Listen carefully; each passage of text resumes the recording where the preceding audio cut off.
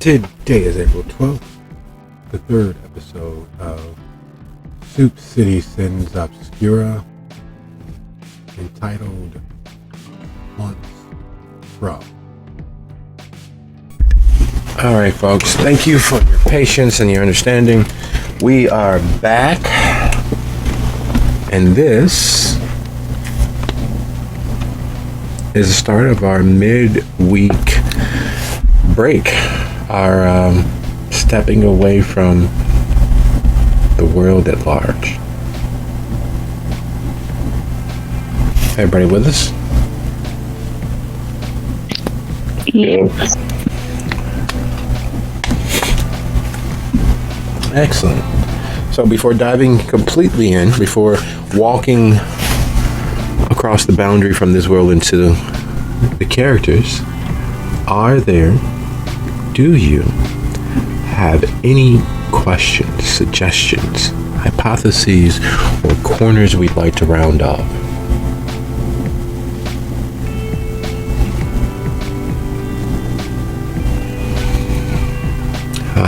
Lovely silence, stating that we are reading from the same book, if not the exact same chapter, page, and verse. All the same, before getting down to brass tacks, I'd like to say thank you in every way that I possibly can, and I am very appreciative of your time, your efforts, and your energies, as well as getting the opportunity to know these characters and all of the many others. Thank you, and thank you. And without too much further ado, until we don't, this is officially Soup City Sins Obscura, Episode 3, Haunts From. When we last left our motley of changeling, when we left this small group of the lost, they were in fact 100% lost. They were the other side of the hedge, in a small trod off the beaten path, completely removed from easy access of the hedge. The vast majority of them having arrived through a slip, a slight tilt in the world, depositing them in the babbling brook and gently lapping river at the edge of the property. So we'll pick up there. Tyke, Hazel, and Kiara, soaked as if they'd in fact fallen miles through the sea, as if they'd swam through the deepest portion of the ocean, arriving on the other side, standing in the gently lapping, babbling waters of the river as it caresses and moves past them. The same river that Aurora can hear a small tinkle of laughter that only children safe and secure can ever truly generate. It's that at peace. It's that feeling of joy that slips into the voice, that it dances between the notes, that full-throated giggle, that smile that is clearly plastered across their faces as they are up to something of no good and no interest to any adult around. And the river continues moving along its path, while just over her shoulder there is a quaint inn. The woods redder than any forest in our world, yet somehow still vibrantly warm, the smoke billowing up, not sticking to the nose hairs and cloying the breath of those around, yet permeating the air with the sense of a hearth in full roar. The porch, the deck, there's a large, long man, older than anyone could put a finger on, gently smoking his cigar, his eyes occluded by his wide-brimmed hat. On the edge of the building, farther away still, are a group of early adulthood individuals, various guises, various seemings. One looks most like a goat, another more like what the beast seems to be. Vaguely leonine, hairy, larger than his retrograde legs should be able to hold, big and barrel-chested claws on the end of his hand, an electronic vape pen dancing between his fingers as if there's some magic causing it to disappear and reappear as he twirls it from one finger to the next as they play a game of cornhole, with several others dancing in their seeming, some seeming to reflect the greenery all around, others seeming to be part of that self-same greenery. So we'll start, we'll pick up, we'll zoom in, we'll highlight, starting with Aurora and moving alphabetically.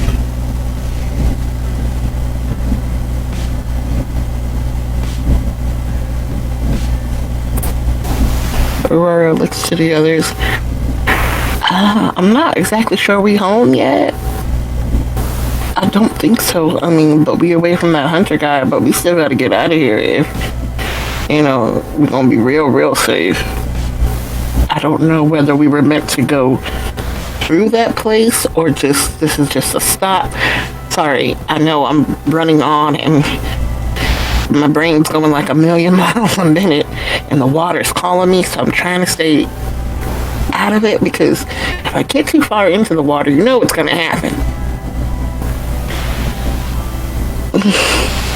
Sorry, she backs up from the water a little more saying that because it's really hard. It's like pulling for her to want to get in it. And so y'all all right? I mean, like, that was a pretty hard fall.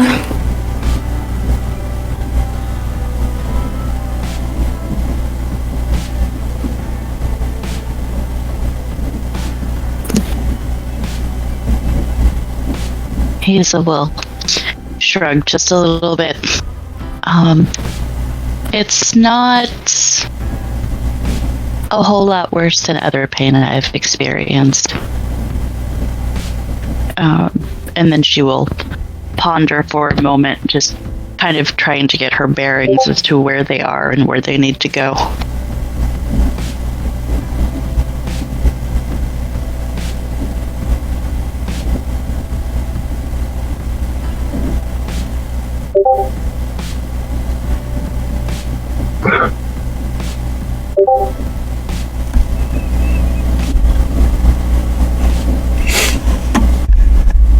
Dyke just kind of grunts and looks around for things that might need hit.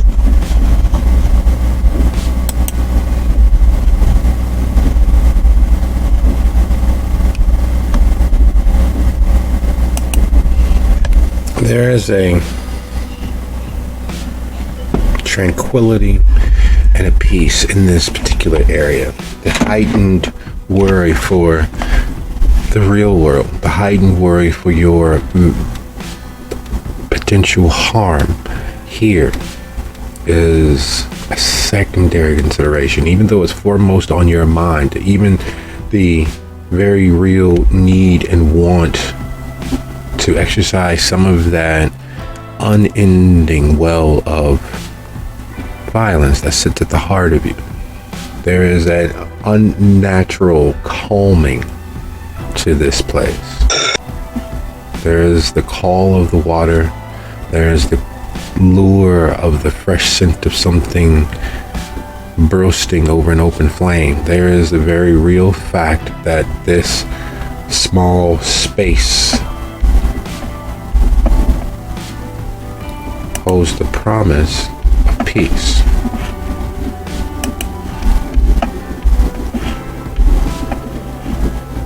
It's a foreign concept. It gets in the mind and starts stretching and unraveling itself, leaving very little room for much else. And that's the problem. Anything too good to be true typically is. Yet here, there doesn't smell to be another shoe to drop. There doesn't seem to be any blades dancing over your head. There's no and then.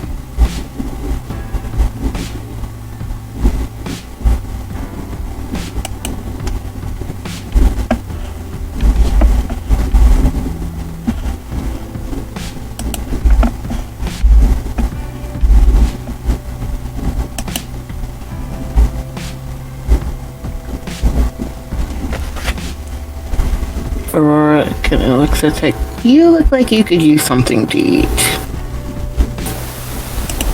A little roughed up there, huh? Maybe if we just stop and take a minute and have some food and a drink. Granted, I know that's how all this started in the first fucking place, but maybe it'll be different this time. And we can get something to eat, and then we can figure our way out.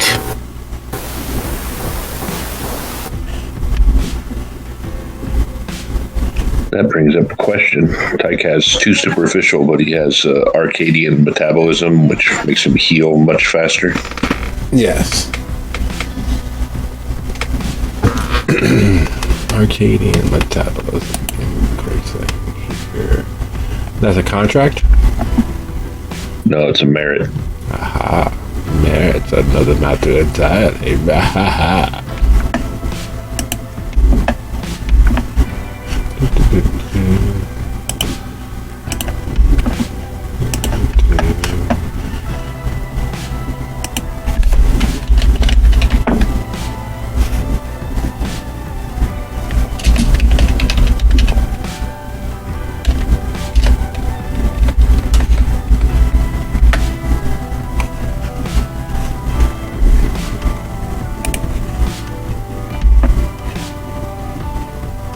While they contemplate, and Aurora will kind of help Hazel and Kira to their feet, leaving Tyke for last because he's so much bigger than her. He is a towering, lumbering, scarred mass of violence given flesh. He is designed to be the last wall, the last battlement. He is designed to be a fortification. If you had more of him, you could build a castle. And in fact, while he'll never talk about it, that's very much part of what he was used for. His keeper played war games. He was a child's toy and protector all rolled into one. He was the butleriest butler there was. He didn't bring drinks or milk and cookies or anything of that nature, but he bashed, he decimated, he destroyed, only for his keeper to, the very next moment of play, rebuild the forces, the never-ending fight. And it shows. His skin, his scarred, puckered, slashed, and bashed skin knitting right before your eyes. Parts of it, the pinkish, almost human parts of him, disappearing much more between that several inches thick, leathery, dragon-like hide of his. The thing is, and the beauty of it is the level of grotesquerie that involves. Unlike some sentence tossed off in a fairy tale, it wasn't a poof and it was gone. You literally get the opportunity of watching the softer parts of him close and join and bubble and scar as if it was happening over a period of months and years and decades, instead of just over a few seconds and minutes, as each of those wounds disappears. You see the keloid forming and disappearing, being melded back into all of that red leather. You watched as the broken and bashed parts of him puffed and puckered and bruised and disappeared back into the leather of his hide, completely knitted.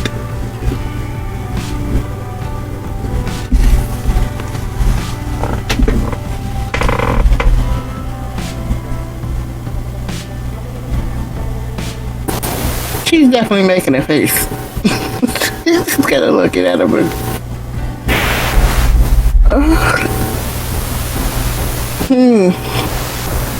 I'm glad you're putting yourself back together, but that was a little rough.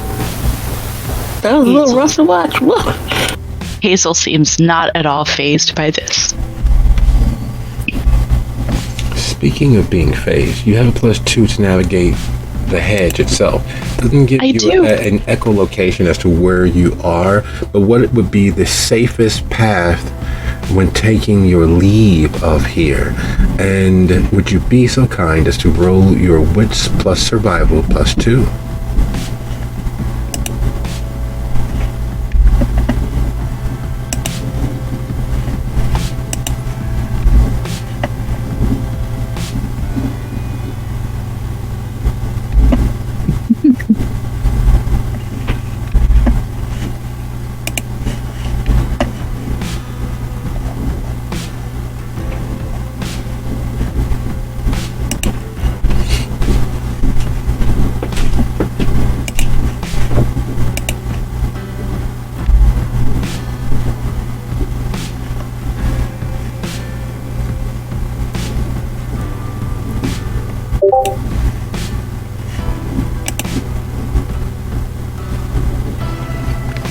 There's an old joke.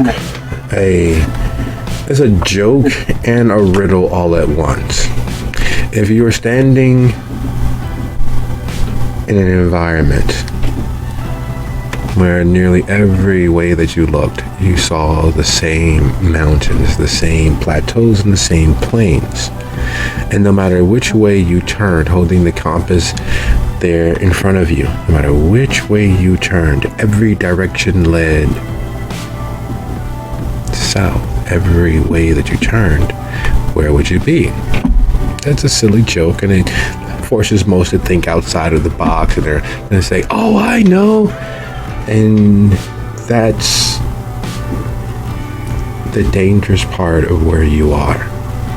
As you gaze out there and look between the branches of those deciduous trees, as you gaze out there and look across the river towards the farther, wilder spaces, as you look up the hills to your right at that verdant green threatening there, then you look down the river towards where the river disappears into the brush. Everything in you says, there be monsters. And for you, in this moment, looking out there, it looks as if you're looking towards the edge of the map. It looks as if the hedge that exists there shouldn't be as green, nor as brown, nor as writhing as it is. It shouldn't be light enough to be stirred by the gentle breeze, yet it is. Those spaces, those places are rife with various things. Fruits and flowers unseen by kindred and mankind alike, which means it is prime hunting ground for various other things. Things darker, dreams that are far worse than guilty pleasures, fantasies better left undreamed, because even knowing them tends to darken one's heart. That's what you see at the edge of the wilderness for this place.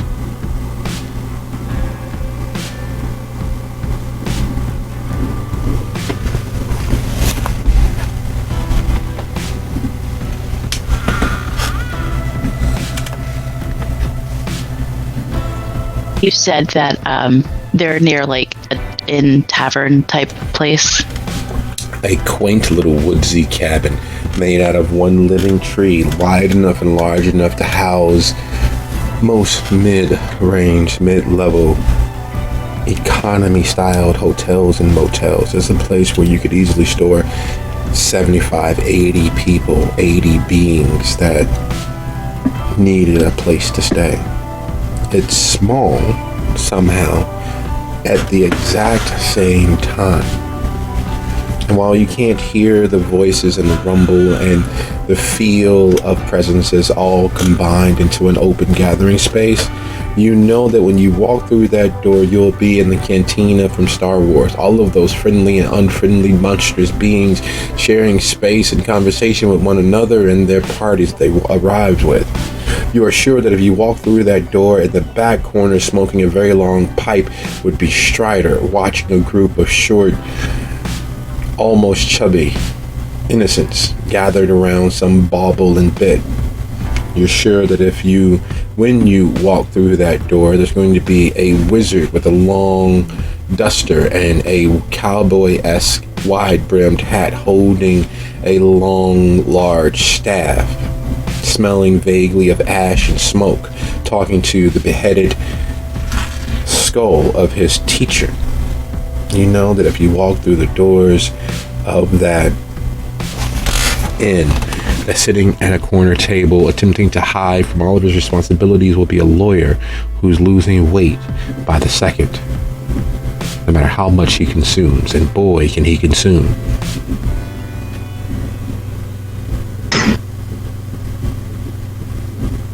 You just know it. And part of you is excited for the idea, and part of you is dreading what that might mean.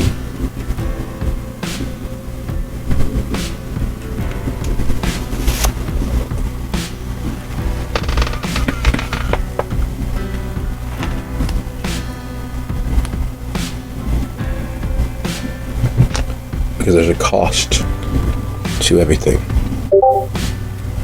Arcadia gives and takes in equal measure. Arcadian bequeaths and donates with all that it has and takes measure for measure.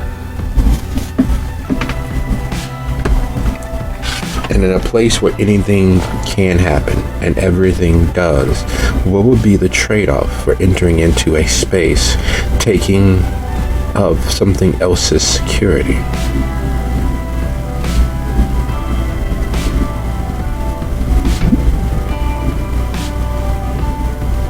And what would market sense tell me in this particular case? Market sense? Merit.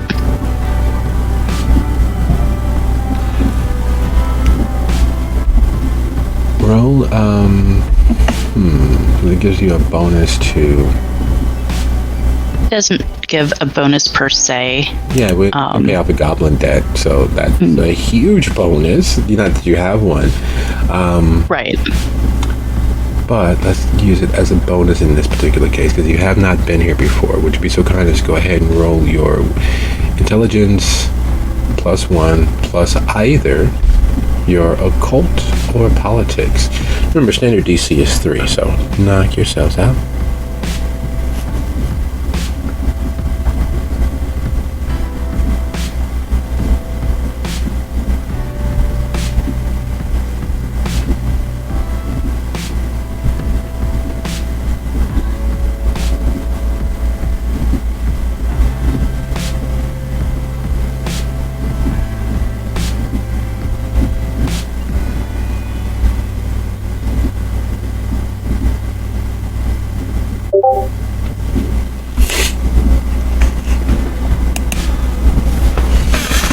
Alright.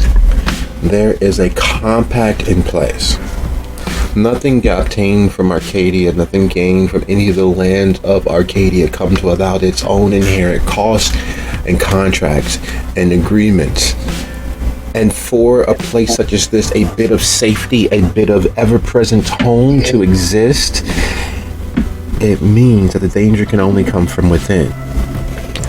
It means that just outside of its border, it's all the dangers once fled.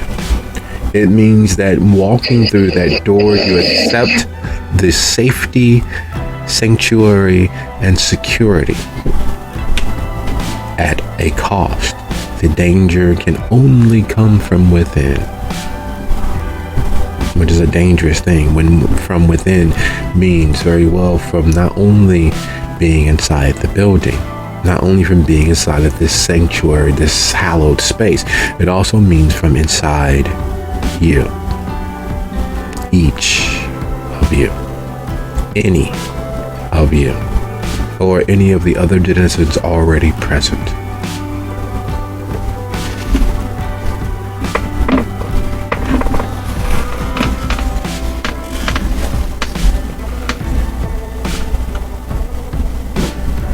Hazel will look towards the building, look around at her comrades. Well, we can find safety inside. There will be danger, but not from any outside. It only be inside that there is danger. So it could be completely safe. Or it could be a madhouse.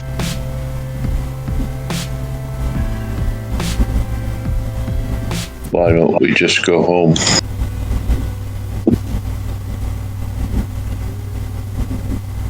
Yes, that would be ideal.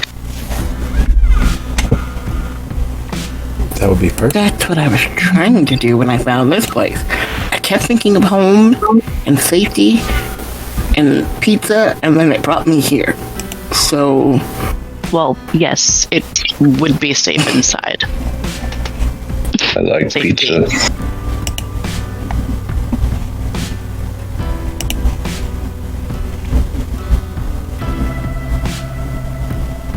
As much as I don't want to venture into further danger, I am getting hungry. The dog drank all my beer. so lesson learned. Little people and dogs are to be avoided, especially when they aren't what they seem, right? Especially when the dog talks. Right, exactly, especially that. So I'm thinking if we go in,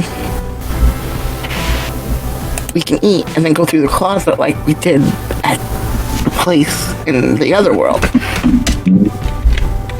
So next time I just punch the stupid dog.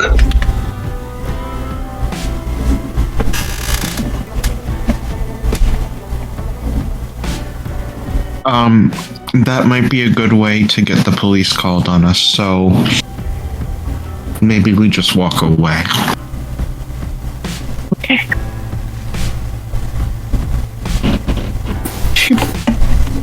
Giant guy smoking the vape. What about that guy tells you there'll be police?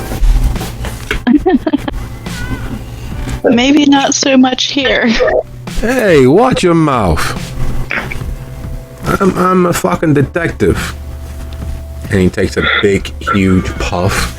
And when he exhales, it is a police badge exploding out into 100 million small little stars drifting into nothing. You don't watch your mouth around the fucking ladies, you're gonna detect my foot in your ass. You're gonna what? That's The guy who looks more leonine steps to his buddy's defense. Nobody watches their mouth. You say what you say, you get what you get. Now, what are we doing? You guys gonna come play a game for something that matters, or you gonna keep talking tough? I'm a fucking detective. Yeah, you were. That was 60 years ago. Things have changed. Nah, not for me. Just relax. Come on. We're in the middle of the game. Maybe we can get to talk them out of some of that money. It's clear. Look how they're dressed. They already got a lot. Nah. I'm a detective. Watch your Hey, relax. We're gonna get kicked out again. And you want to traipse around fucking Tunisia for 35 years? Relax. Aurora is chuckling quietly to herself, very much trying to hide it. Like, hands over her mouth, tears brimming. yeah. So games? Yes. Games? It's about Nah, they look like trouble. Nah, relax. No one looks like trouble. No one can be trouble here. That's not true. That's not true. I've seen some things, man. I've seen some things. Look, I'm tired of you talking about the time you chased Frank Nitty down an alley. That this is not there. Relax. That's the last time I'd buy you a large flagon. Alright. Well, gents, we just would like to go in and have something to eat and rest our weary heads. You picked a good night. It's 2 for 1 pizza long night. fucking day. What do you Perfect. know? I love pizza. I'm waiting for him to sober up so we can get back now. He's been at this. Would you stop puffing? You know, fucking hell. Your go. Just go. Just your turn. And the other guy who's been standing there tossing the bag up and down, every time it lands in his hand, it sounds like a actual old-fashioned coin purse landing. You can hear the chink and clink of coins, far heavier than they should be, and yet clearly made of significantly pure values of whatever metal that those coins inside that purse actually are. But it's not a purse. It is literally just a bag for playing cornhole. Yet the moment he tosses it and it lands, you hear that ka-chink, ka-chink, ka-chink, ka-chink, ka-chink.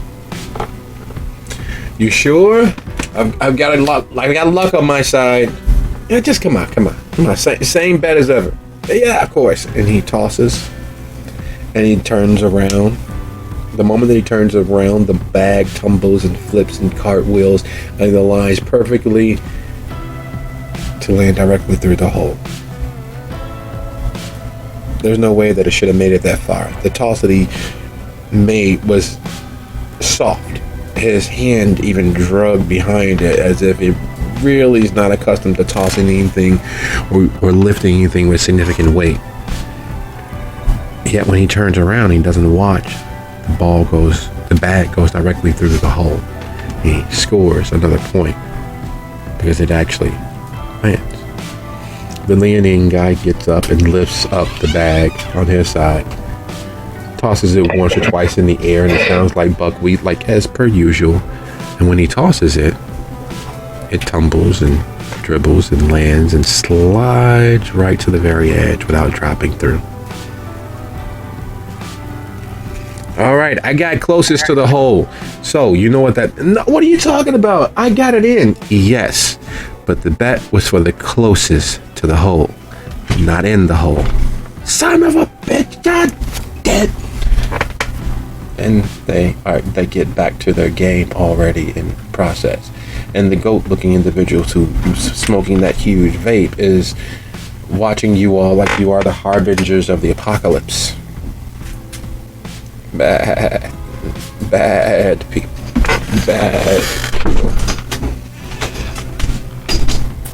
Aurora just kind of slinks past him, giving him space, but not, staring or anything. She's gonna, walks past him.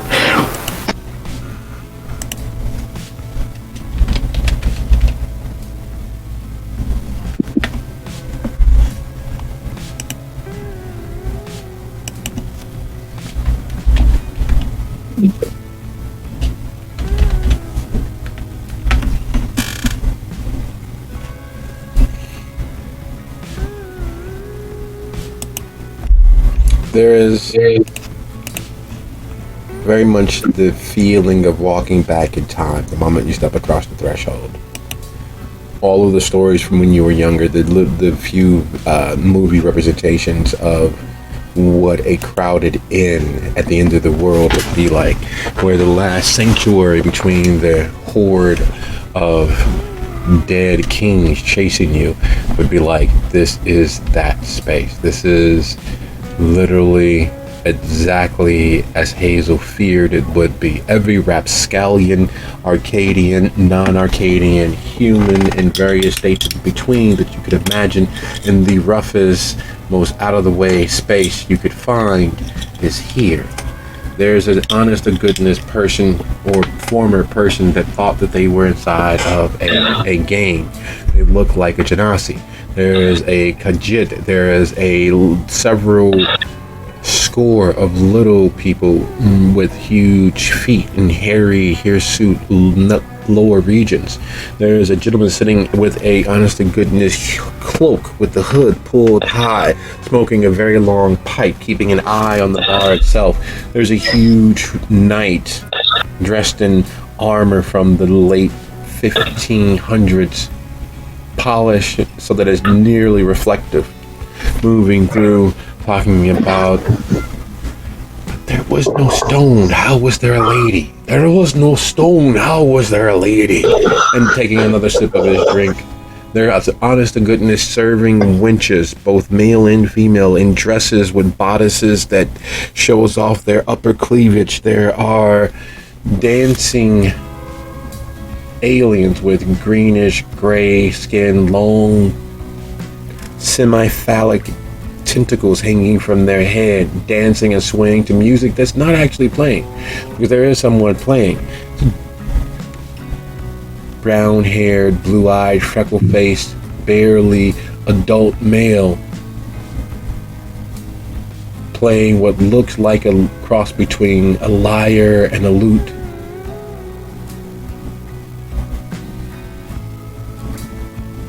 Talking to him, singing about this is a story from a long time ago, once upon a time, and going on and on. Some railroad tracks and the love lost, and a story that you supposedly know but don't.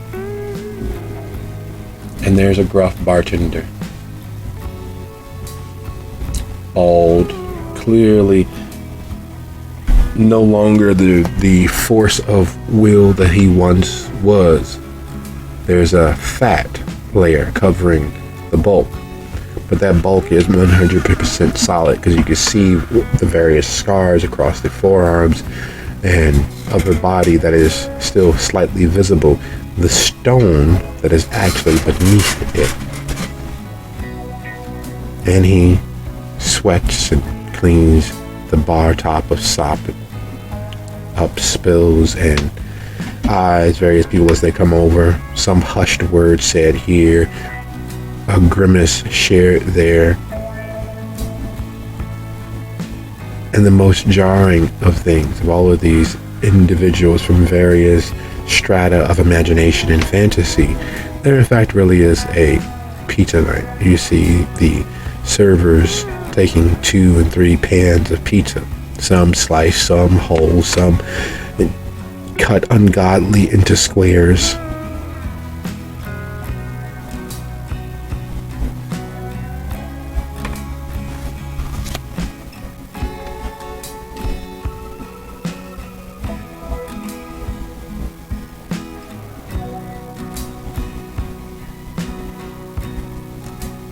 Type will flex his massive fists threateningly. Basically, don't fuck with us sort of gesture. As Tyke makes his gesture toward the general crowd, the door doesn't slam close as he was expecting. Standing in the doorway, if you look there in lobby, is the gentleman with the vape watching.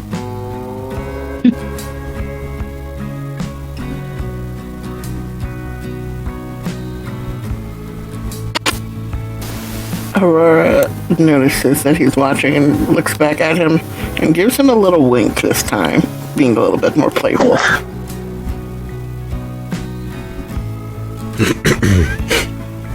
Isa will rest her hand gently on Tyke's arm, reaching up to do so probably, and give him a gentle tap and make her way over to the bar.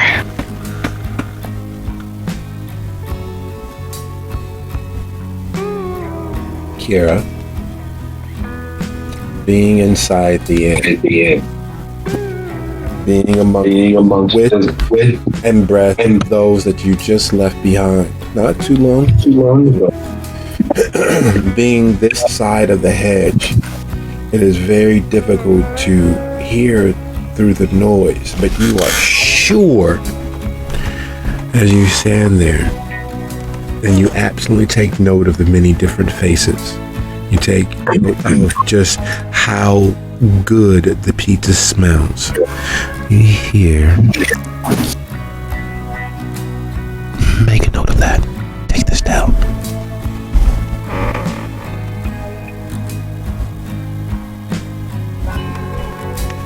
When she hears that, Kira will shake her head a bit as if she's had a weird ringing in her ear trying to get rid of it. As Hazel makes her way to the bar, Kira will speak up.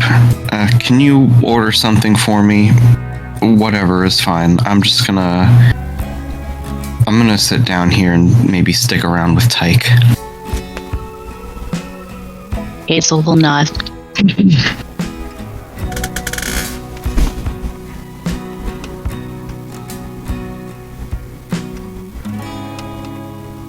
So as Aurora winks to Patty at the door, and as Tyke and Kara find a table much like the one that they left all those many hours ago on the other side of the hedge, and as Hazel makes their way to the bar, several things happen at once, as they always do. Time seems to dilate and shrink and shorten and expand and explode whenever there's an issue. Things are moving too fast, things are moving too slow, but what matters most is that you, like every person, is attenuated toward the idea of where the danger is coming from. And that idea, in this moment, as everyone is slowly moving through and getting their feet underneath them, the tall 6'5", maybe 6'6", extraordinarily thin, long-haired, pale, nearly shimmeringly so, individual dressed in a dark blood red-ish tunic, pants and boots, highlighted by gold bracers and a tabard of gold. Their eyes literally a field of stars, and their hair looking as if it is in fact the night sky, entering from the opposite end of the building. It is that old Western moment where everyone quiets, gauging the new arrival as if they are as dangerous as they look. And as this being saunters in, head held high, nose pointed nearly towards the ceiling, as if all the eyes and silence upon them is to be expected, they make their way to the bar, but not before stopping and meeting Tyke's eye, as if they recognize him for a second. They lightly shake their head and smooth their hair back down their back and make their way towards the bar. The moment they make their way towards the bar, turning their back to the room, the volume begins to inch back closer to where it had been before they entered.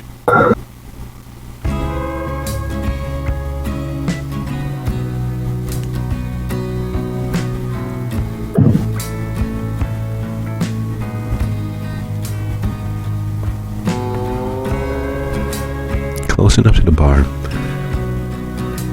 Hazel, you're able to overhear their voice, and you expect something mellifluous, something dark and heavy, something cultured and manicured. Can I get, what sort of beer do you have? I'm thinking for something, a little, hoppy, maybe,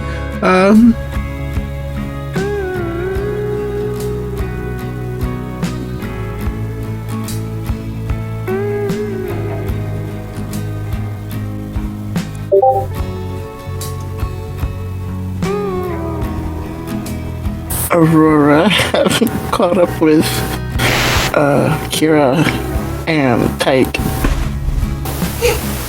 while Hazel orders, and leans over very quietly and whispers as low as she can, I wonder if we can take our pizza to go. I don't like the vibe I just got.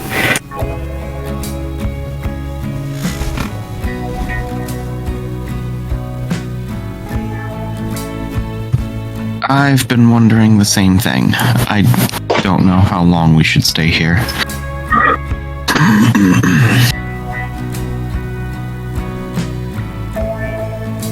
you want us to hit someone?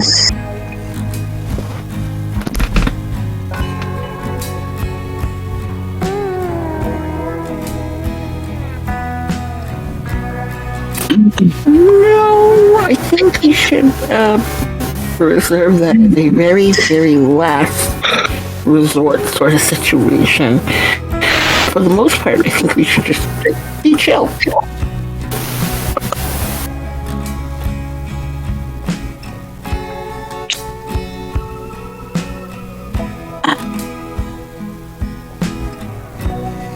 We don't have anything of what you're asking. Hops, we don't have beer that hops around. It's not hopping around like that. It's like it makes it smell like weed, like marijuana. It gives it a little bit of bite. Oh, why didn't you say so? I got the perfect beer. It bites back. How much do you want? I don't know. I can't get drunk. I drink it for the taste. You like the taste of beer? You're sick. And the bartender turns around and opens up one of the casks and just pours what seems to be a non-ending, never-ending stream of the foulest, thickest, cloudiest beer that you all have ever had the pleasure of seeing in person. There's always some meme somewhere about what a bad beer looks like. This looks like the very worst of intentions. Not just bad beer, but a beer that is clearly cut from the wrong sort of cloth. The bartender just hands it to him. No exchanging of funds, no exchanging of anything. He just hands it to him. All right, we know where you are. Thanks so much. I owe you anything? You tell me. Do you think you owe me anything?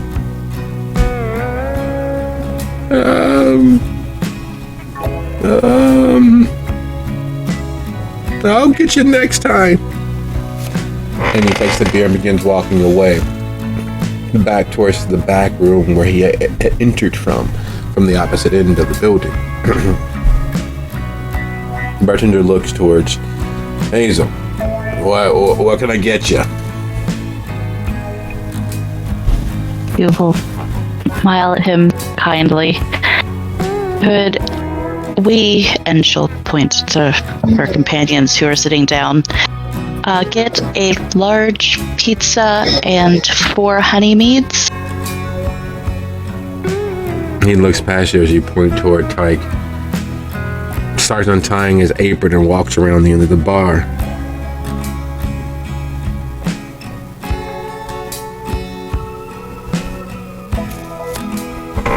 As he crosses the floor, as it is clear most people have never seen him from behind the bar, there is the very unceremonious yet ominous sound of his wooden leg as it, with each step that he takes with it, every other step.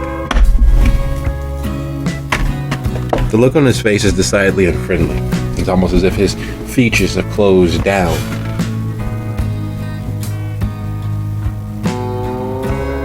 And he stands before Tyke as if he's deciding on whether to throw Tyke through the door or just pick the whole building up and smack Tyke with it.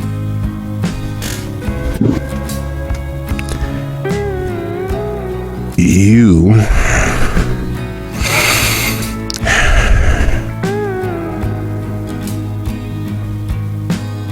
and then he grabs Tyke by his shoulders and pulls him into an embrace.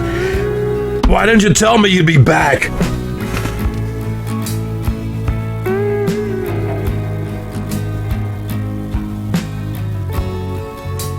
Tyke have any idea who this guy is? Yes and no. And there was a teddy bear you fought with fairly regularly. The teddy bear unfortunately wasn't as hardy as you were and ended up losing a leg, but there's no way this hairy, bald man made of stone. Oh wait, the teddy bear was made of gravel. Maybe, possibly, but he was a lot smaller. At least you think he was. Not that this gentleman is excessively large in comparison to yourself. I want you to remember that the teddy bear was smaller. It had, a scent that smelled like fresh picked strawberries, clean and fresh as a summer day.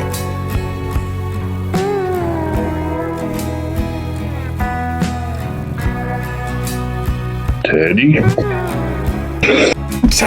I didn't think that I'd ever see you again. Oh my God! Come on to the bar.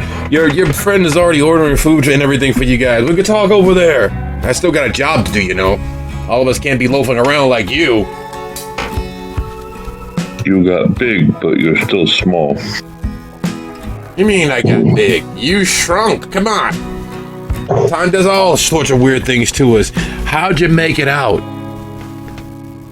Last we remembered, you were holding the bridge while me and Unicorn and the army guys made it out.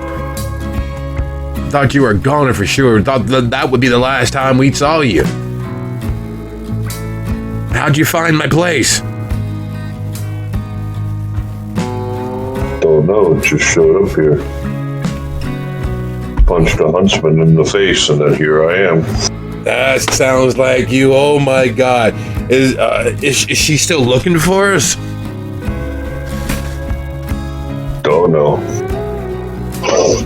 I always want a few words, my good friend. It's a great.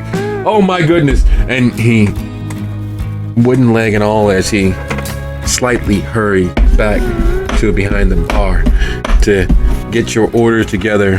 The servers, having already somehow started bringing pizza out towards you, and a clear, surprisingly sweet from even the distance where the pictures are to where you are, honeyed mead. It is interesting how pure it smells, as if someone literally took the essence and idea of what mead was supposed to be and created a drink from it. I just have Getting a quick back- question Go on. with what just happened. Is the bear giving off a feeling of joy?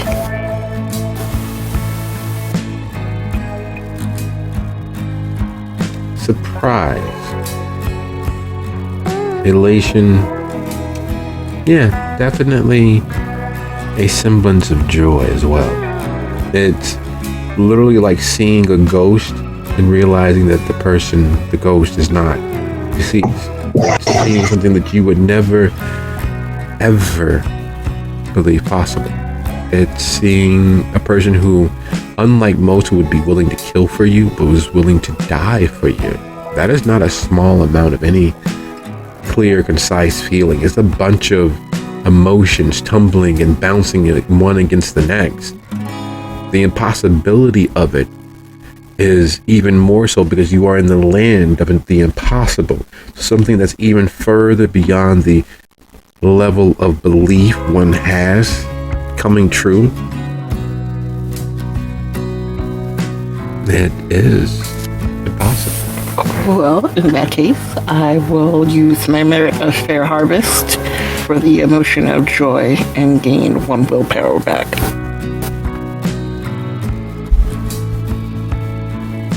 Okay. Because it's going to get a little bit more, considerably more.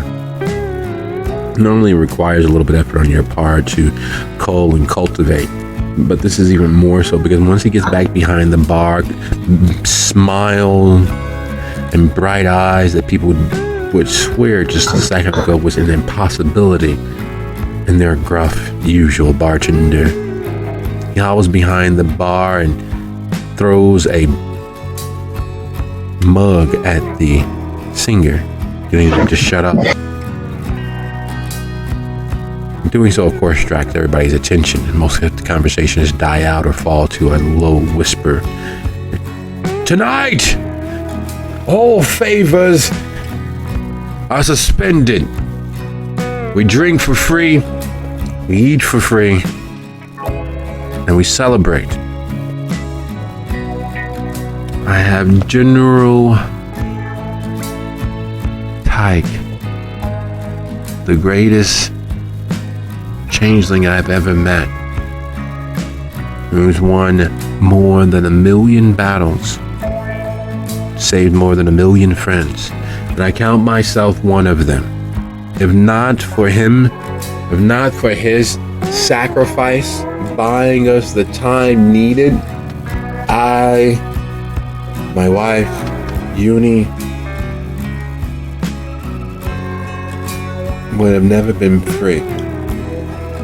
This place and all of us in it are here because of his efforts, because of his sacrifice, because of what he did to ensure that we escaped our keeper.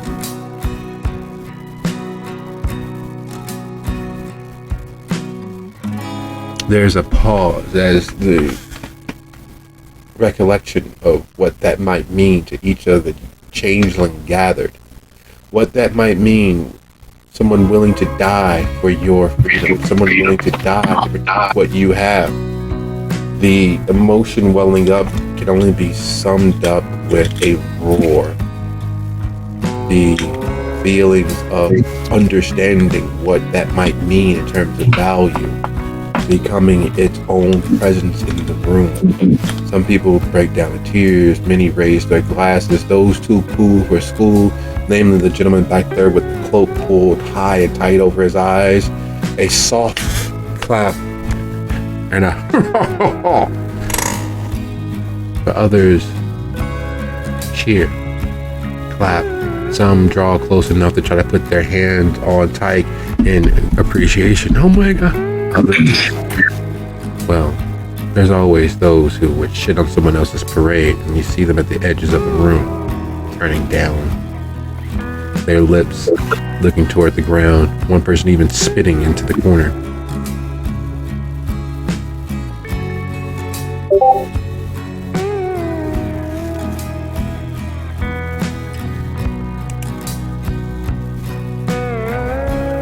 Aurora definitely joins in with the applause because that's her friend Tyke. Absolutely. Kira will raise her glass and say to Tyke,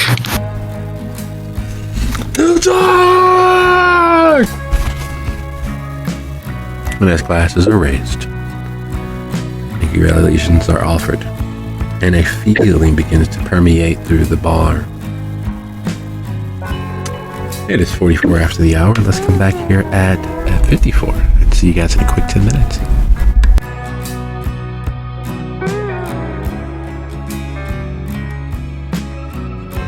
The interview?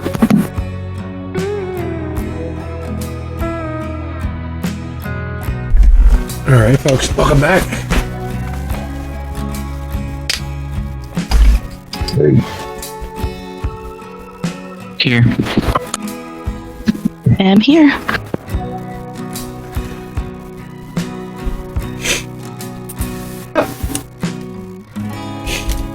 Okay.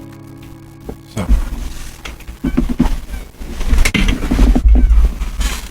here's the funny thing is, now that we are, sorry about that, having a battle with my chair, and it was winning, and I don't like losing. So,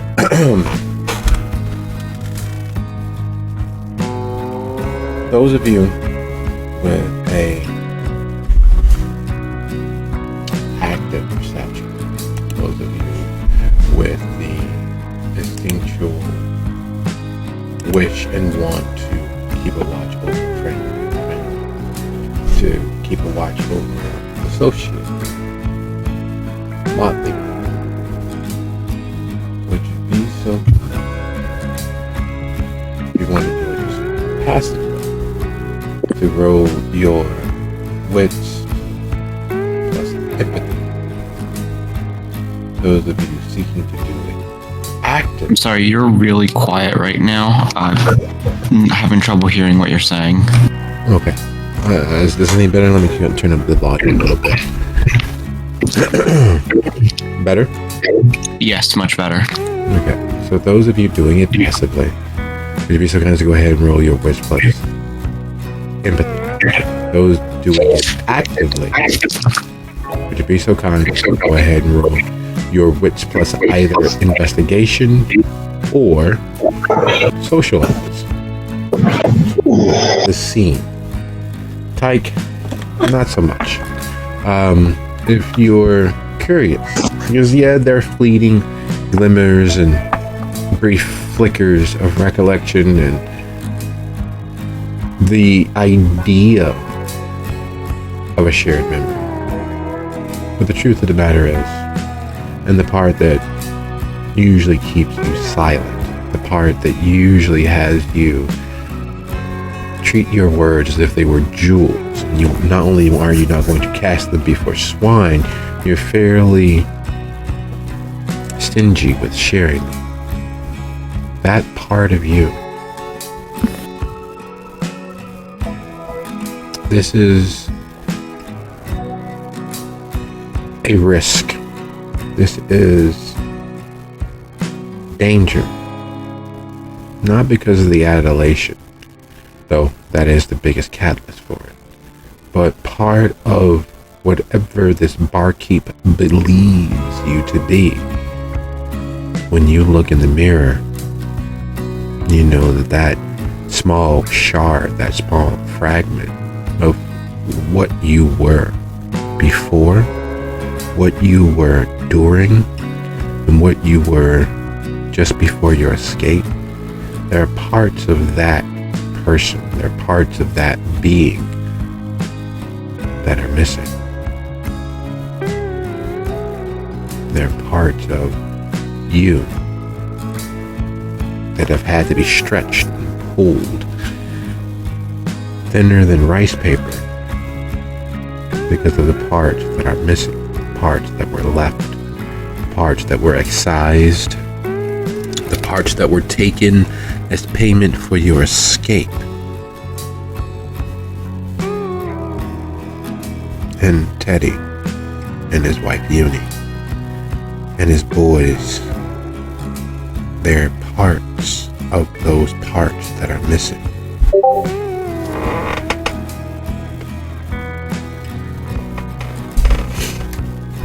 For investigation, does details count? Yes.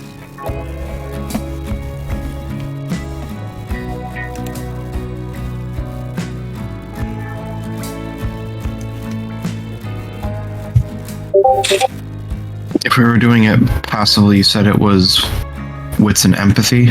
Yes.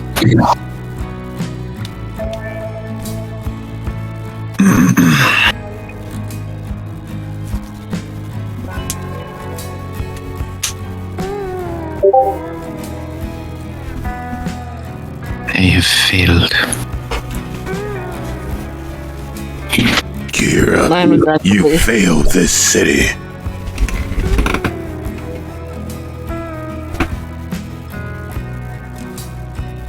So, It sounded far more terrifying than it should have.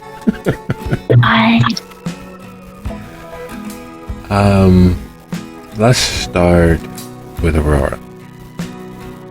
As a gourmand of joy in all of its many permutations, you know that joy, unlike happiness, can't be faked. You know that joyous moments are in of themselves special places in time. They exist outside of anyone's ability to create them. Which is weird because they are all created. All emotions are created. Yet joy is a destination that you can exist in no matter where you are. It is proof against sorrow and trauma. It is proof against all of the rigors of the day to day. Yet it can't be faked. Happiness can be faked because everyone knows what it's like to find just the thing. Everyone knows what it's like to, once I get there, I am going to whatever that is, kick off your shoes, get dressed for bed, put on your best ensemble. It's transactional. You have to do something so people can fake it in the moment. When everybody looks at me, I'm going to smile my biggest and my brightest.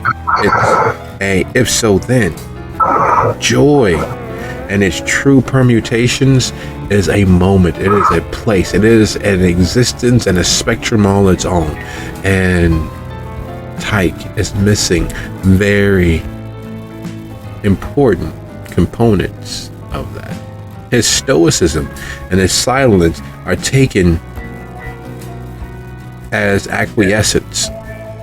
It is taken as him actually being part of whatever it is being foisted on him.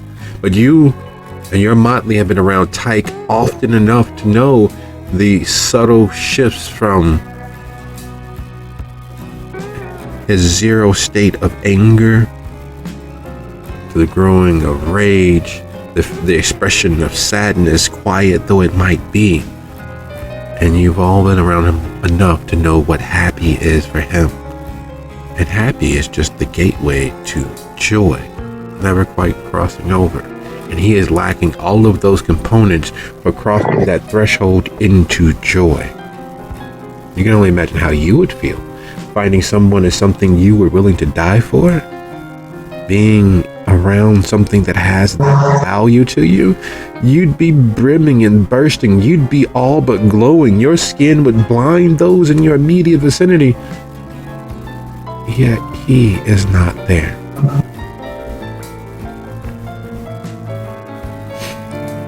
And Hazel, being the perfect reflection of what's needed, it was an avocation. It was what you were, it's what you had become, whatever was most needed. And how you were able to do so well was understanding the permutations of that need. You were able to understand the ingredients of what was needed so that you can become the dish best savored. Tyke has none of those ingredients to match the outpouring of adoration and adulation and hero worship that is slowly beginning in this room. And to make matters worse, he is not the only one. There are others scattered around the room in small pockets here or there, doing their best to affect the look of happiness without ever being happy themselves. It's in common vernacular, haters are going to hate, and these are not even the cool haters who could have something quippy and entertaining to say. These are the haters that, much like Brutus and his good friend Cassius, would stir the body politic. These are the haters that are whipped thin and smart, hungry, and on the precipice of doing something.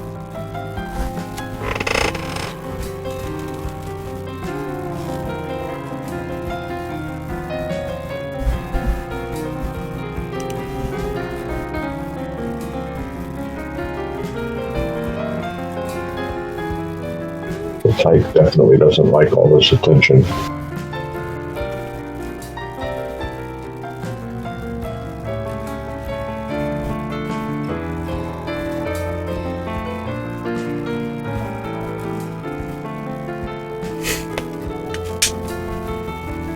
And my good friend, do you remember, oh my God, the Battle of the Trees? Our keeper had us lined up in a would-be death trap. We knew that if the bush people made it across the battlefield, that we were done for. It was Tyke, myself. It was the what was it? What was he? He was was a dragon? No, it was a lizard folk, and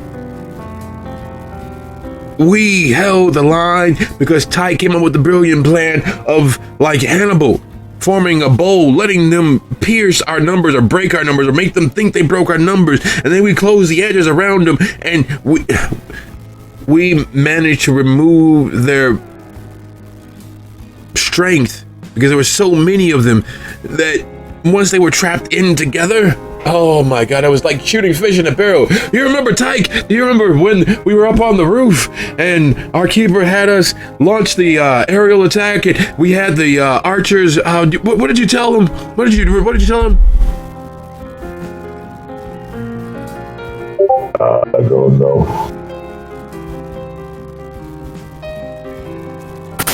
Aurora kind of catching the fact that Tyke is not at all comfortable with this and that he isn't actually happy to be in this situation, seeks to distract the barkeeper by, I don't know, flirt is her go-to. So she kind of goes past him. So, as exciting as all that is, you sound like quite the war hero. Why don't you tell me about some of your stories? And she very carefully, kind of puts her hand on his upper arm and squeezes. Oh, such big muscles. Batting her lashes at him. Yeah. Because of Tyke, I was able to meet my wife, but I was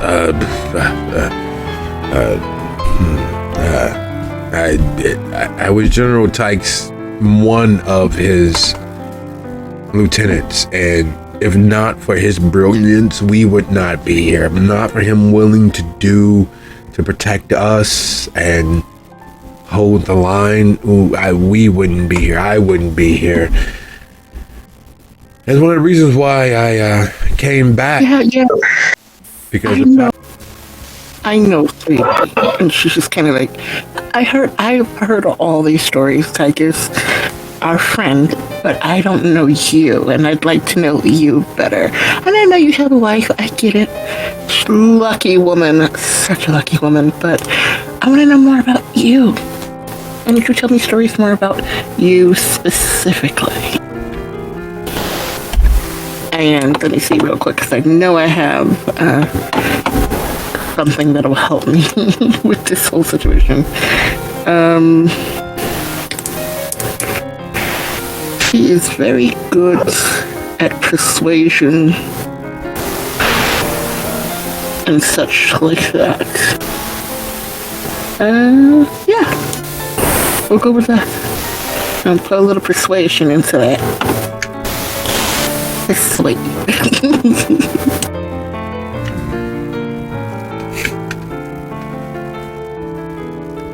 Well, you're not really persuading him to do much or something to pull the wool over his eyes and offer a shield to Tyke because he's trying to relive glory days.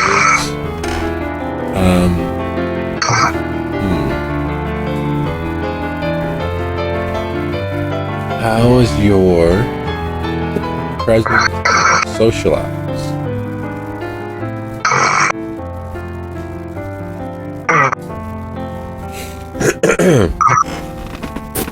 I've got a pool of 5 for that. Make it happen. Don't forget your glamour. Your glamour.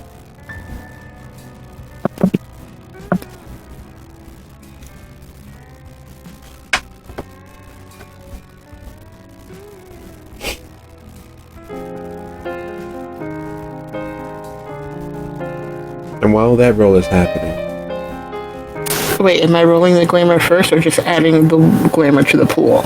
replacing one of the die with whatever glamour total you have. Okay, And while that roll is happening, got it. Kira,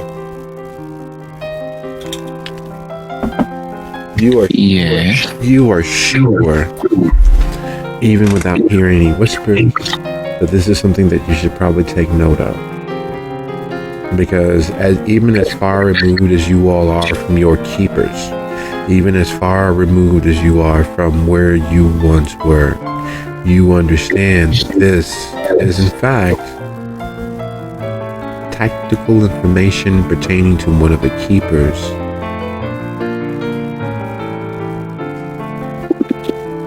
And On that note, Kira immediately will use her.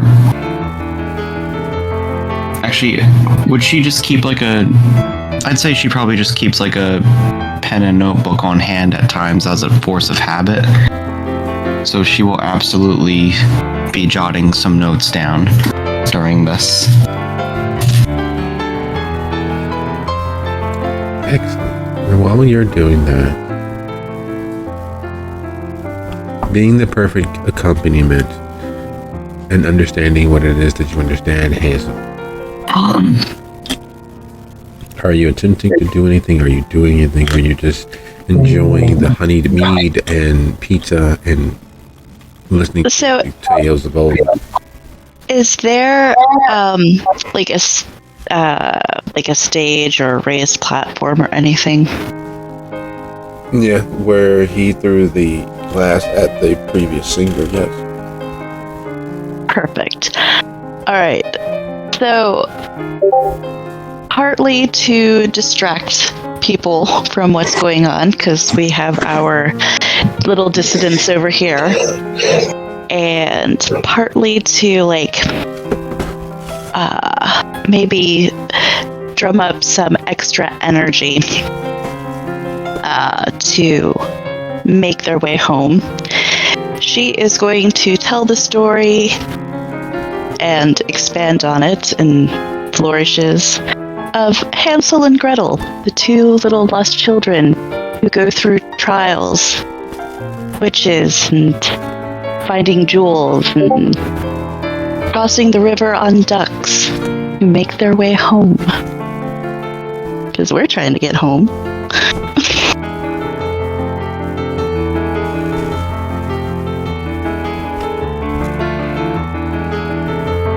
And she is a storyteller.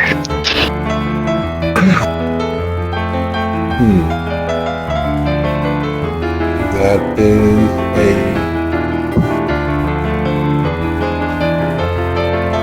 So guys, go ahead and roll your presence plus expression. And while that's happening, let's take a gander at... You know what it's like when you have someone telling an inside joke in front of you, and it's something that you have no idea of. It is a clearly personal moment between those parties, and it's being trotted out in front of you. There's an urge towards second-hand embarrassment. It's like seeing something intimate that you're not supposed to. That's what it's like hearing the tales of who you were in the before now. Hearing who you were and what you meant, and the realization that that person is not you.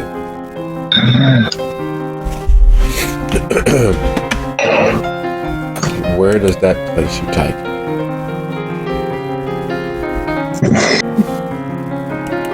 Probably makes him agitated, which, was kind of his natural state, but more so.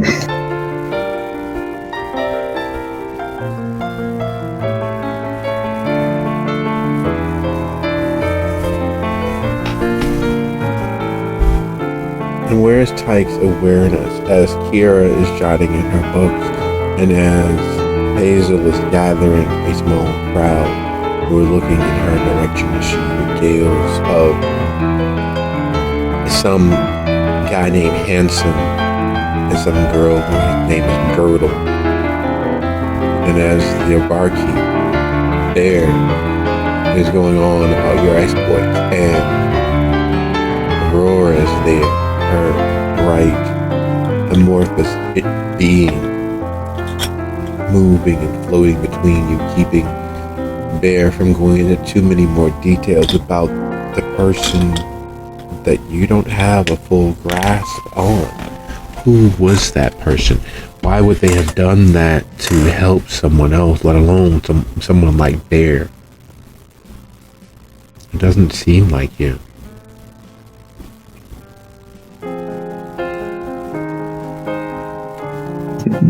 He would probably focus on the bartender talking, trying to remember any of this, rather than paying attention to what's around him because he's not super bright. So.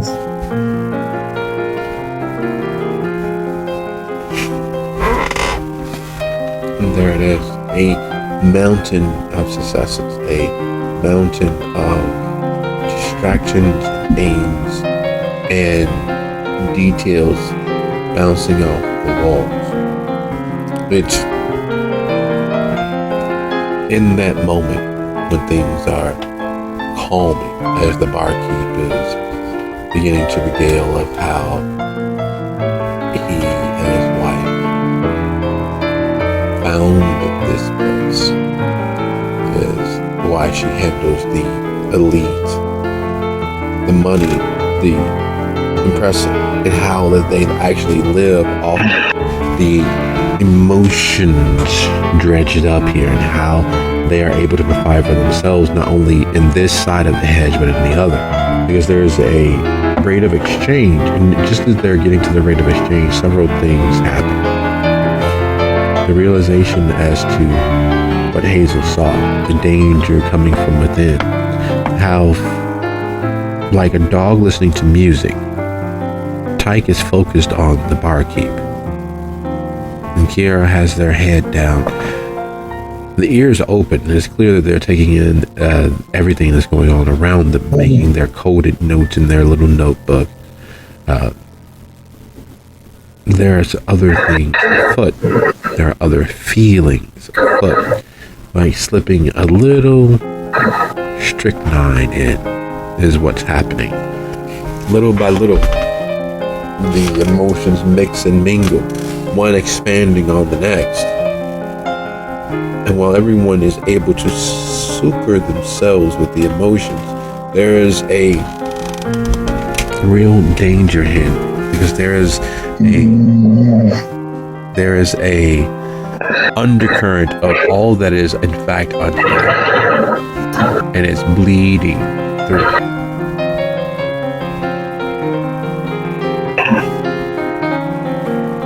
The danger of a broken heart magnified and being magnified. The more warmth and joy and happiness poured out, the more fixations, the darker and harder it becomes. It's like pressure of the earth crushing down on charcoal. That's exactly what's happening. Something is forming, something is growing harder, something is shifting, and the balance of those gathered in this room.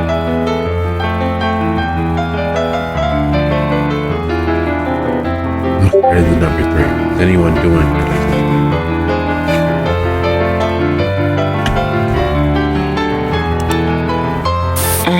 Now that Aurora has completely changed the trajectory of his conversation to himself and is not pretending, because she is actually interested, but can now focus on what he's saying and then other things.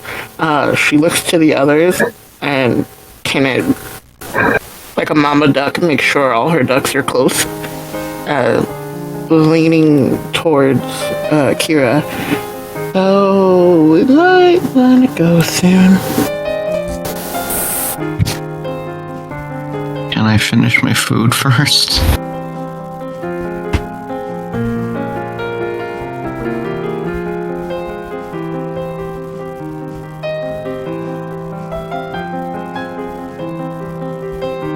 Well, if you can turn it into pizza rolls.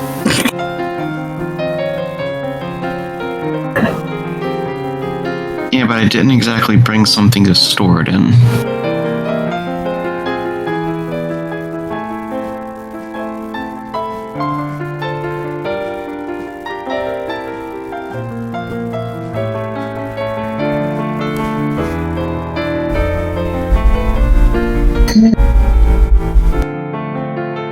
I mean, you have a bag full of paper. You could wrap it in paper.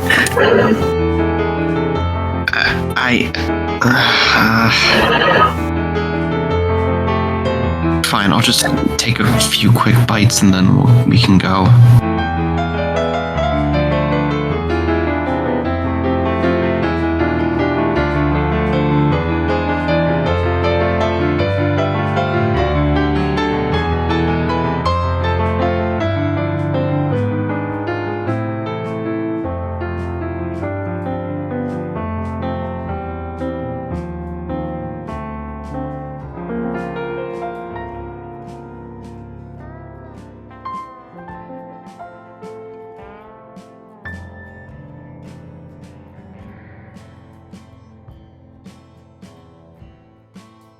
Tyke will ask how we ended up here, or how Teddy ended up here in this bar.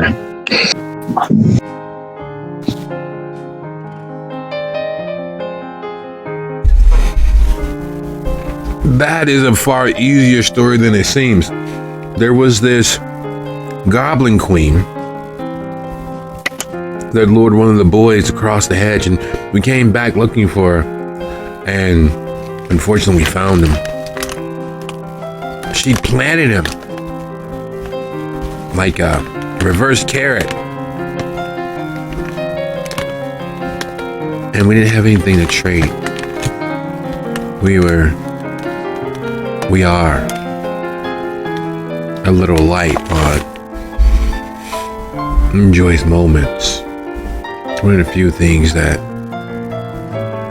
the memories get in the way of sometimes, my friend. Knowing all that's been paid, all the ones that we lost. I sneak back to her grove every once in a while. Every time that I get too down, and I look at the tree that he's become and know that at least here he's safe. At least as he is trading away his freedom to serve a goblin queen. There is no way that our keeper can harm him. There's no way that anything can harm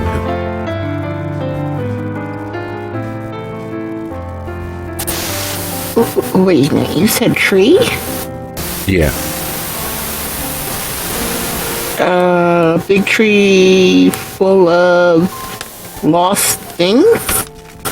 Not at first, but yeah.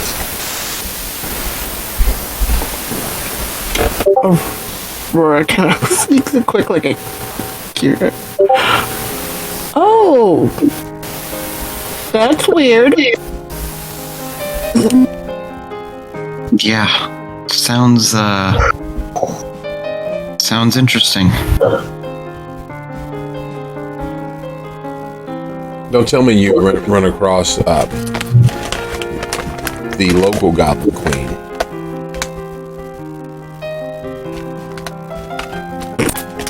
How's the little talking dog?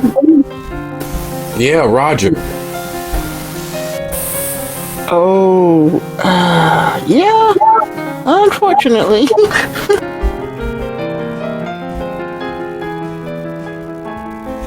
Well, as long as you play her game and don't try to beat her by strength of arms, it'll be fine. If she accepts a defeat in battle, she won't ever stop. I kicked her ass. Oh God! Just like you, always making a friend, huh? She drank my beer.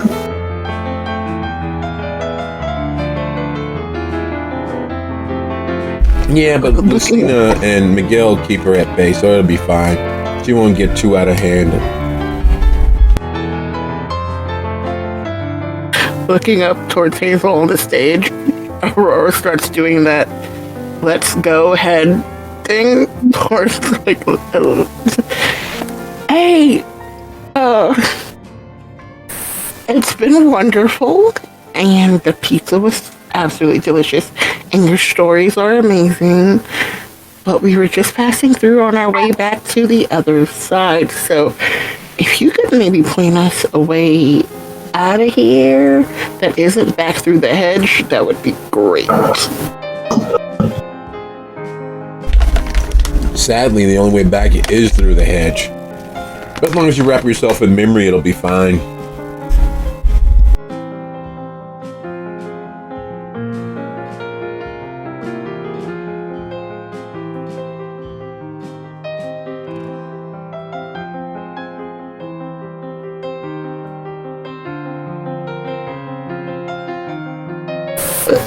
if facepalm was a look, that would be Aurora's right now.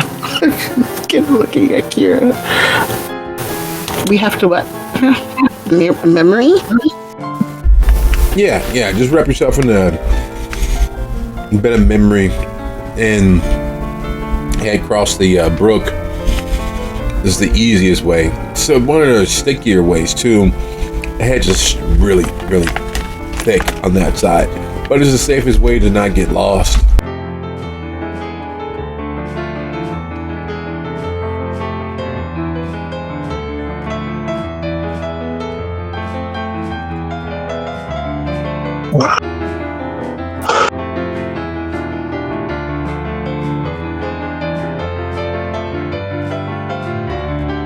Aurora wraps some pizza in some napkins and sticks it in her purse to go, and jogs up to Hazel. Oh, we gotta get going. Fortunately, Hansel and Gretel isn't a terribly long story.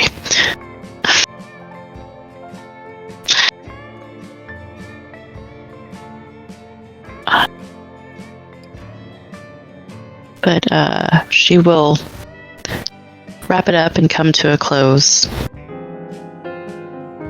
And I guess take a bow and hop down off of the stage.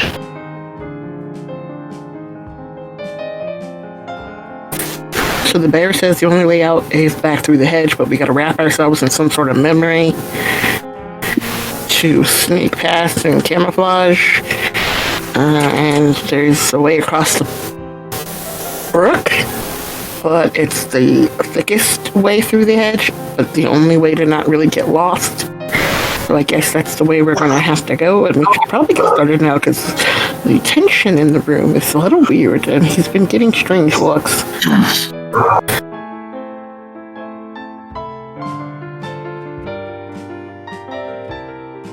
We'll take a glance around the room and see what has going on from her little cavalcade of listeners. Still tense and tensiony. There's finding a way to calm the storm, and then there's stopping it completely. What Hazel managed was a delay. What Hazel has managed with the memories that have been stirred up is a forestalling, not an ending.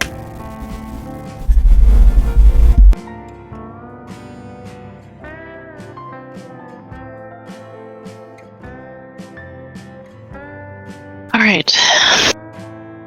Well, yes. Should get out of here.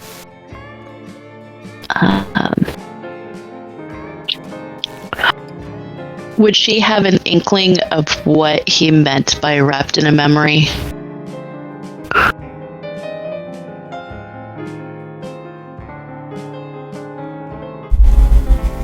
There's several ideas as to what that means, and it varies from member to member. One of the ways is to know that the light is always kept on until everyone returns home. Some of it is actually holding something that is reminiscent and reminds you of a moment. For others, it is literally a thought playing in their head of that specific moment, whatever that might be, that allows them to shine bright enough to keep the thorns from tearing away too much of themselves. For others, and for the very rare few, it is running from those memories, not letting the memories hold you, keep you still, keep you frozen in amber.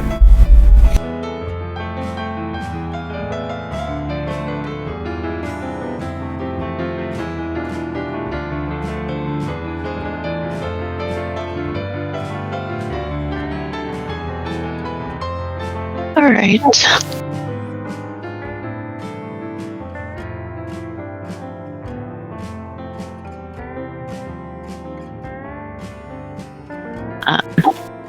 When she ponders that, she will thank the barkeep for a lovely evening.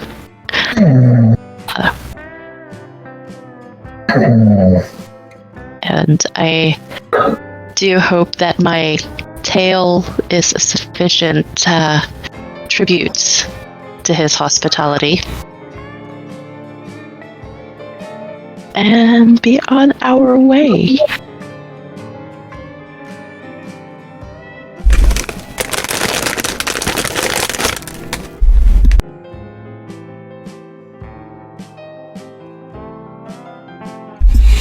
So snatching up your coterie members, your motley members, pulling everyone out of the inn. It is clear that that was the strike of the match that was needed. There's a raised voice here and there. You see Billy and his friend, his Patty and his friend, watching you all as you all leave, heading towards the river. Bad people. I could tell. Bad boys. As you all walk away.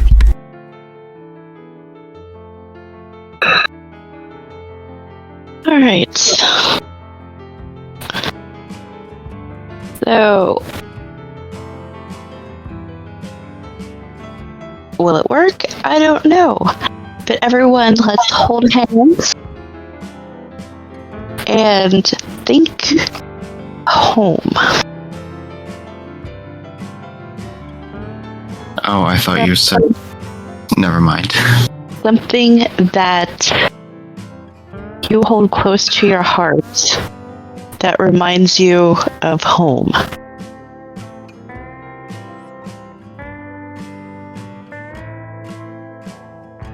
And for her part, she will rummage around in her pack and just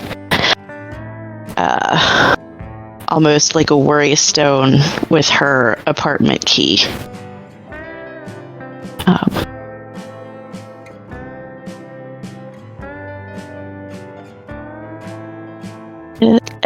Off they will go.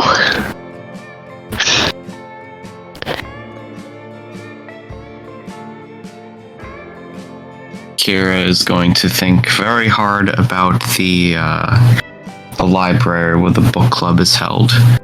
That is her favorite place. That's the first thing she'll think of when she thinks of going home.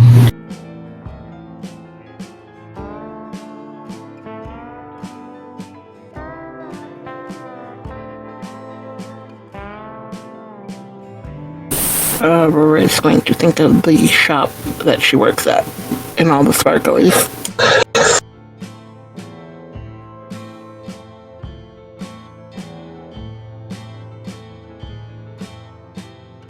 And Tyke.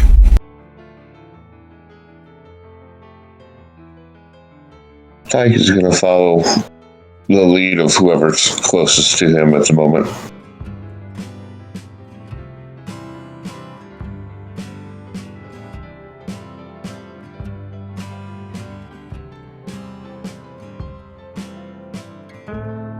Alright, so we're taking it that Hazel is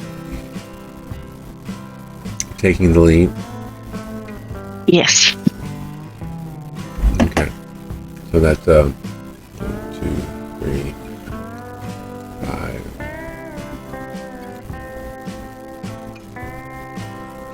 And your target is 4. Sorry, what was that? 6. Okay. So you're going to use your +7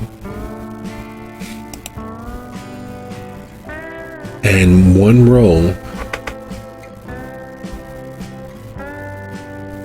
with your wits plus either survival or occult, and roll absolutely as high as you possibly can.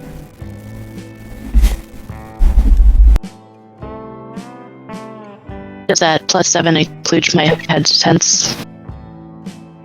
Yep. Okay.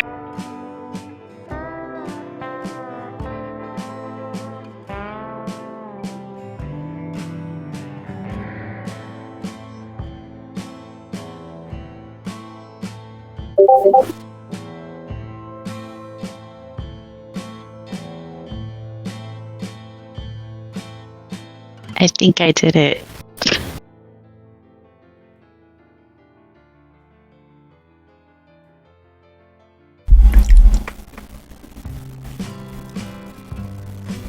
You have a 2.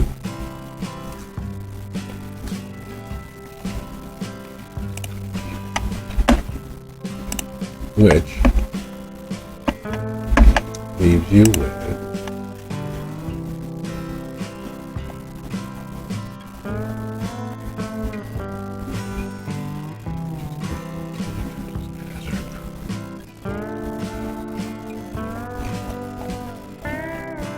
I'm just staring in awe at this roll here.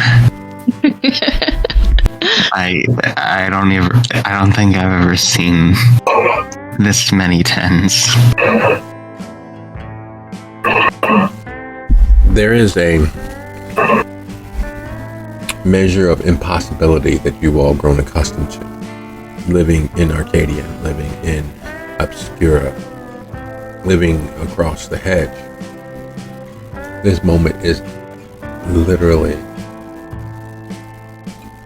impossible. Around you all, as you all take a step forward into the wild spaces of the hedge itself, the thorns reaching out to make sure they take their pound of flesh plus some, shrink and curl in on themselves. They shirk away from you, some of them withering and on the very spot, as the 4 of you step forward into the hedge, holding on to your memories, holding on to what draws you, holding on to something and someone or some ones that are important to you. Stepping into the hedge as it moves and shirks away and recoils as if you all are the most poisonous of things to it. As if you all are the most banal things to it. It's only after a few steps that the sound of lapping water grows loud enough that you wonder how it can sound that loud. It's a small babbling river, it shouldn't be that bad, but lo and behold, the sound of Lake Michigan breaking against the breakers about 50 yards from where you are drives home that you are no longer in the hedge, you're no longer in Arcadia itself. You are very much in Hyde Park, at what is colloquially known as the Japanese Gardens, just west of the museum. You are at the pagoda. There's, as per usual, even with the inclement weather and the cold front having moved in, a couple of couples out there in the lightly forested areas around you all doing their best to get several tickets for public indecency.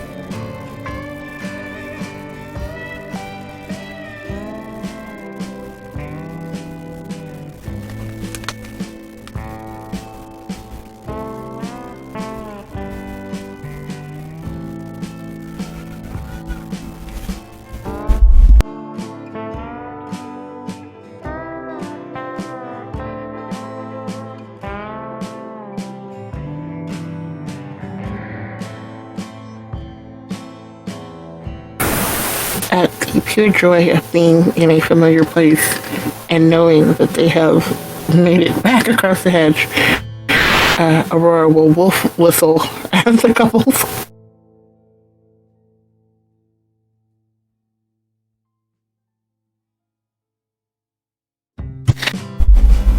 Kira still hasn't opened her eyes. She just says, Did we do it? Are we back yet? Please tell me we're back.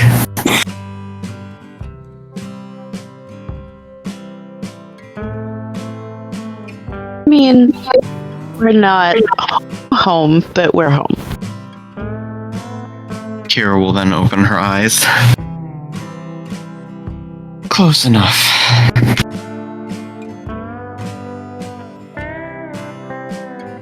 Could go for a drink.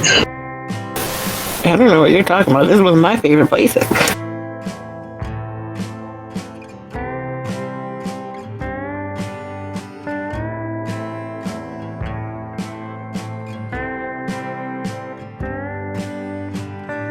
There's a weight, a naturally occurring weight of responsibility that comes from carrying all of the memories. It comes from carrying all of the moments in your heart.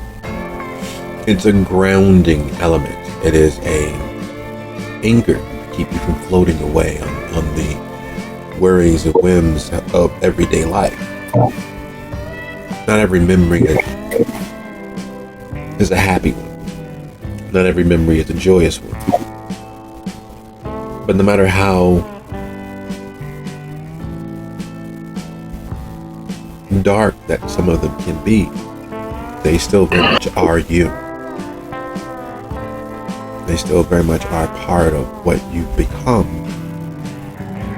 and tie you to what was before all of the trauma that arose. This garden that you all are part of, that you all are in the middle of, standing under this pagoda-styled shrine, was a gift to Chicago. It was a gift to the High Park area. And much in the same way, the memories that hold you down and keep you from floating away, the memories that stir up all of those emotions from the past, are also gifts. And it's one of those many bounteous things that we all hold on to that yet again Tyke is missing. Bits and pieces, small floating blobs of moments. It is the table scraps and crumbs of a meal well eaten and devoured. Is all that he has. And that is the reason why along his right side, portions of his back, there are fletchings of the hedge, thorns sticking to him and into him. And why the hedge refused in quite a few spaces to be spun. It refused to be changed and directed. It all but sought to take more from not only Tyke, but all of you. And even with its efforts, here you all stand, victorious. You all survived. Battle with the Goblin Queen. You all survived a trip down memory lane. And you all survived having spent 6 months in Arcadia. With that thought weighing on our minds, I'd like to thank you all for a lovely episode. I look forward to seeing you guys next week. Good night, everybody. Nice. Good night, everyone. I don't know how I feel about my character being a murderer this soon in our game.